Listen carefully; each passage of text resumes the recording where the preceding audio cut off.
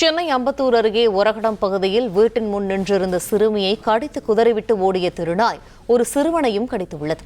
கூடுதல் தகவல்களை எமது செய்தியாளர் இலக்கியகுமார் வழங்க கேட்போம். இலக்கியகுமார், விரிவான தகவல்கள்.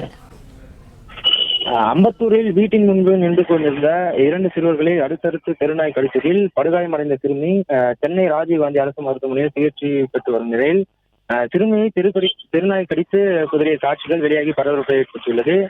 சென்னை அம்பத்தூர் ஒரடம் பகுதியைச் சேர்ந்தவர் சரவண பிரசாந்த் சோழிங்கநல்லூரில் உள்ள தனியார் சாப்ட்வேர் நிறுவனத்தில் வேலை செய்து வருகிறார். இவருக்கு 7 வயதில் தன்மதி என்ற மகள் உள்ளார். தன்மதி அருகே உள்ள தனியார் பள்ளியில் 2ஆம் வகுப்பு படித்து வரும் நிலையில நேற்று முன்தினம் வீட்டின் முன்பு நின்று கொண்டிருந்த போது சிறுமியை திருநாய் ஒன்று கடித்து குதறியது. அதே போல அருகே இருந்த கவிஸ் என்ற சிறுவனையும் நாய் கடித்துள்ளது. இதில் இருவரையும் மீட்ட பொதுமக்கள் உடனடியாக மருத்துவமனைக்கு அழைத்து சென்றனர்.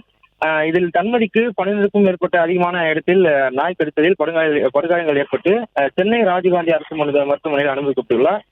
கவிஸ் என்ற சிறுவனுக்கு ஏற்கனவே கிட்னியில் பிரச்சனை காரணமாக தடுப்பூசி செலுத்துவதில் சிக்கல் இருப்பதாகவும் பெரும் சோகத்தை ஏற்பட்டுள்ளது.